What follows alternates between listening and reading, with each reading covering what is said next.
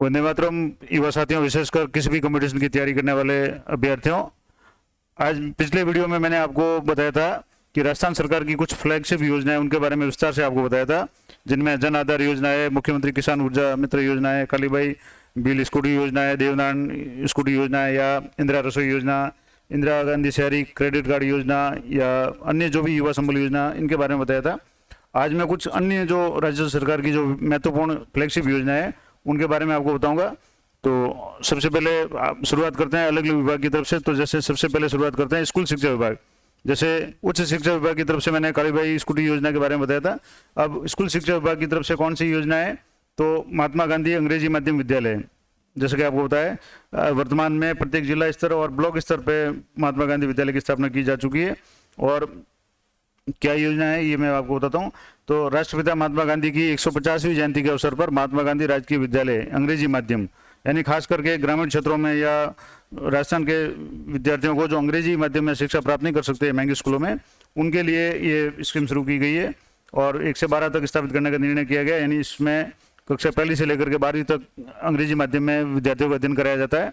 और राज्य में 553 से अधिक महात्मा गांधी अंग्रेजी माध्यम विद्यालय संचालित है। और वर्तमान सत्र में आवेदन अधिक होने की वजह से इन विद्यालयों में लॉटरी सिस्टम से विद्यार्थियों को प्रवेश दिया जा रहा है। और इसकी लोकप्रियता को देखते हुए मुख्यमंत्री महोदय ने 5000 से ज्यादा आबादी वाले प्रत्येक गांव, यानी ये एक महत्वपूर्ण बात है कि जो भी कस्बा है अगर 5000 की उसकी ज्यादा आबादी है और कस्बे में लगभग 1200 अंग्रेजी माध्यम के जो महात्मा गांधी विद्यालय खोलने की घोषणा की है। लगभग हर बड़े कस्बे में, हर बड़े ब्लॉक में ये महात्मा गांधी विद्यालय की स्थापना हो चुकी है या की जा रही है। अगली जो महत्वपूर्ण योजना है, फ्लैगशिप योजना है, वो वन विभाग की तरफ से। अब वो वन विभाग कौन सी योजना है, तो वो योजना है घर घर औषधि योजना। इसमें क्या है, अब जैसे इसका लोगो भी कई बार बहुत इंपॉर्टेंट है, आप इसको भी ध्यान से देखें। अब ये योजना क्या है, घर घर औषधि योजना में मुख्यमंत्री महोदय ने 1 अगस्त 2021 को अपने निवास पर गिलोय का पौधा लगाकर घर घर औषधि योजना की शुरुआत की थी। आपको पता होगा कि गिलोय एक बहुत ही महत्वपूर्ण औषधि है और एक बेल के रूप में बढ़ने वाला जो पौधा है, और इसका उपयोगिता सबसे ज़्यादा कोरोना के काल में लोगों को पता चली। उससे पहले तक ये गिलोय के बारे में बहुत कम लोगों को जानकारी थी। बहुत ही आयुर्वेदिक औषधि पौधा है और इसके पत्तों का, इसके तने का बहुत अच्छा उपयोग होता है। और खास करके जो इम्यूनिटी बढ़ाने में, यानी रोग प्रतिरोधक क्षमता बढ़ाने में इसका रामबाण औषधि के रूप में ये काम आ रही है। तो इसी तरह के जो महत्वपूर्ण 4 जो पौधे हैं उनके लिए ये घर घर औषधि योजना शुरू की गई थी। 4 पौधे कौन से वो भी मैं आपको बताऊंगा। तो अब जैसे योजना के तहत 2021 से 2026 के बीच में प्रदेश के लगभग 1 करोड़ 26 लाख परिवारों को लाभान्वित किया जाएगा। यानी कि लगभग सभी परिवारों को ये पौधे हैं वो बांटे जाएंगे। इसमें क्या क्या पौधे बांटे जाएंगे, प्रत्येक परिवार को तुलसी, सबसे महत्वपूर्ण जो और सबसे पवित्र पौधा माना जाता है और आयुर्वेद की दृष्टि से बहुत ही महत्वपूर्ण पौधा तुलसी, उसके अलावा गिलोय, अश्वगंधा और कालमेघ। हालांकि जैसे तुलसी है लगभग हर घर में आपको मिल जाएगी, बहुत ही आयुर्वेदिक औषधि पौधा है। सर्दी जुकाम से, खांसी से लेकर के अन्य जो भी बीमारी है उनमें इसके पत्ते और इसका काढ़ा बना करके इसका उपयोग किया जाता है। गिलोय के बारे में आपको मैंने पहले बता दिया। अश्वगंधा भी है, बहुत ही अच्छी औषधि के रूप में काम आता है। और जो कालमेघ है ये लगभग दक्षिण भारत का जो पौधा है, यहाँ काफ़ी कम मात्रा में मिलता है लेकिन औषधि गुणों से भरपूर है। तो इन पौधों के 2 पौधे, यानी 2 पौधे तुलसी के, 2 गिलोय के, 2 अश्वगंधा के, 2 कालमेघ के पौधे, और कुल 8 पौधे निःशुल्क उपलब्ध कराए जा रहे हैं प्रत्येक साल में। और 5 साल में 210 करोड़ रुपए व्यय करके 30 करोड़ से अधिक औषधीय पौधों का वितरण करने का लक्ष्य रखा गया है। और योजना के प्रथम चरण में 22 दिसंबर 2021 तक घर घर औषधि योजना के तहत प्रदेश भर में औषधीय पौधों की 32 लाख किट्स का वितरण किया जा चुका है।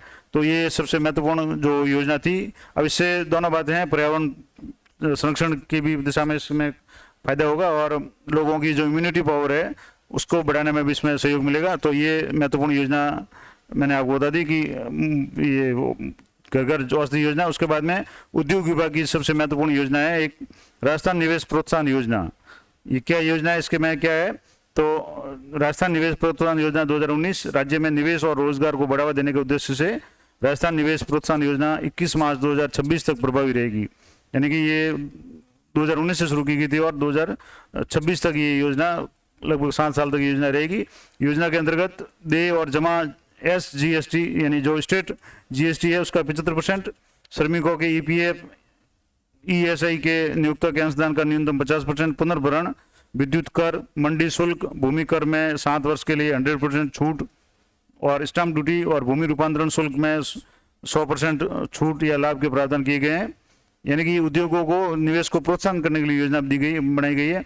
और योजना के अंतर्गत वित्तीय वर्ष 2021-22 में अगस्त तक 1481 औद्योगिक इकाइयों को पात्रता प्रमाण पत्र जारी किए गए।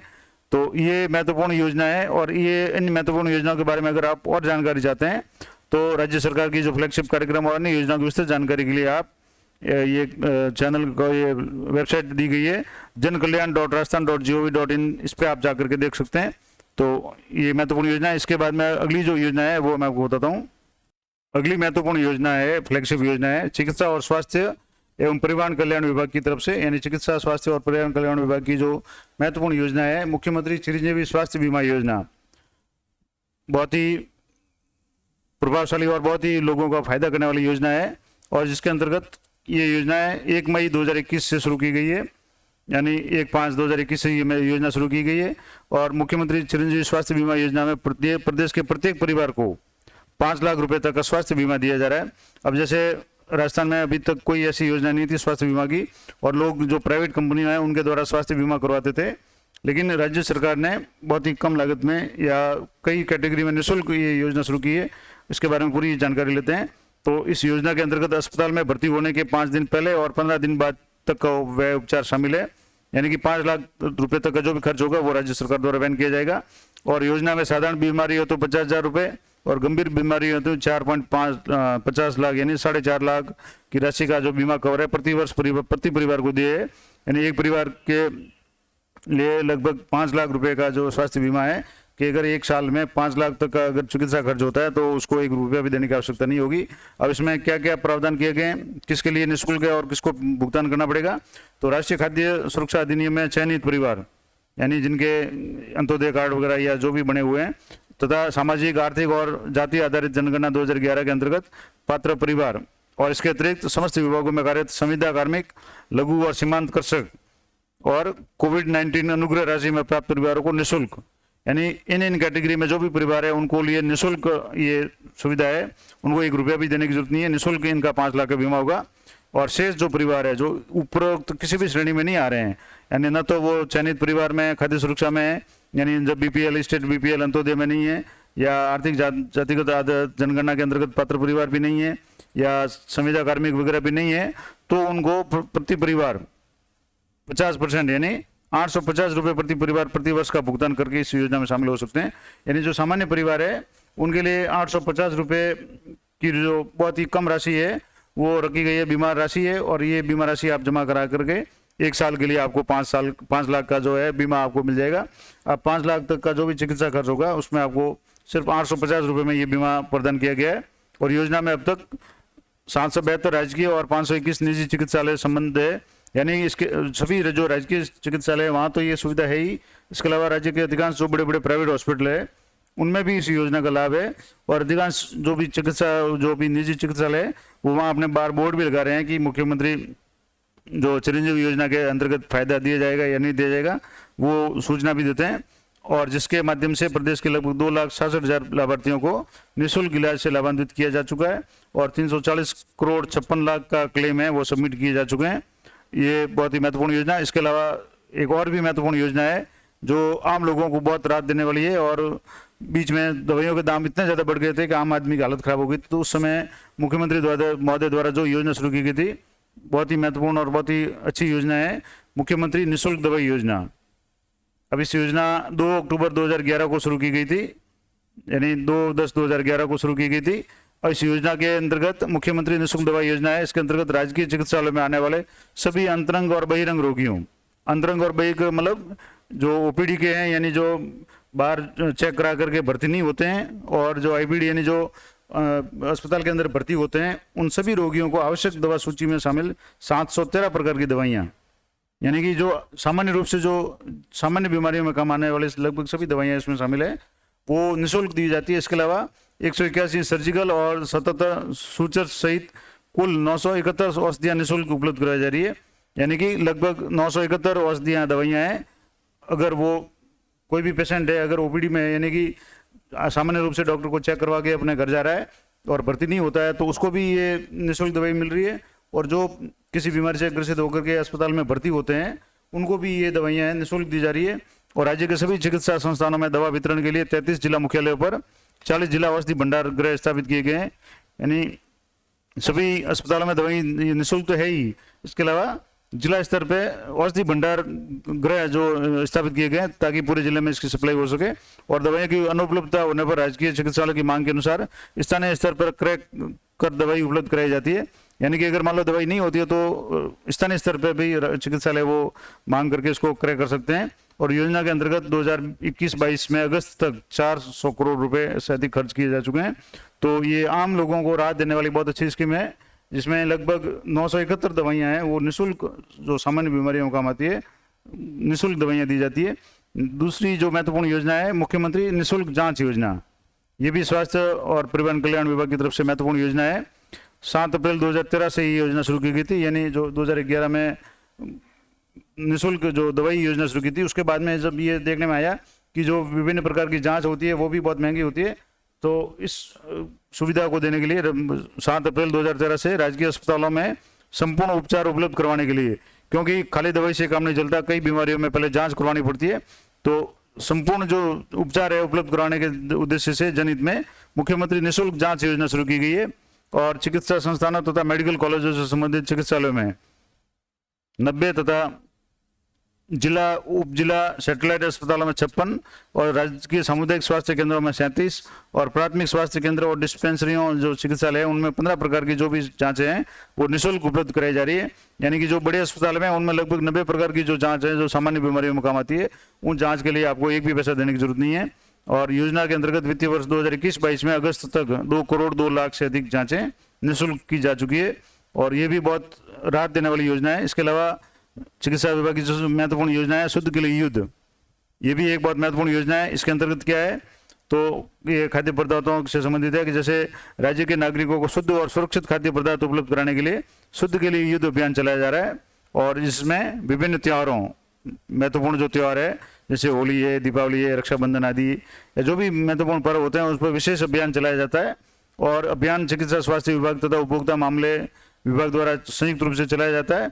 और इसके अंतर्गत आपको मैं बता दूं कि जो भी खाद्य पदार्थ हैं उनके सैंपल लिए जाते हैं, नमूने लिए जाते हैं और अगर वो गुणवत्ता पर खरे नहीं उतरते तो उनके खिलाफ में कार्रवाई की जाती है। और 2020-21 में खाद्य पदार्थों के 7,093 नमूने लिए गए और जिनमें से 3,456 मिलावटी प्रकरण पाए गए।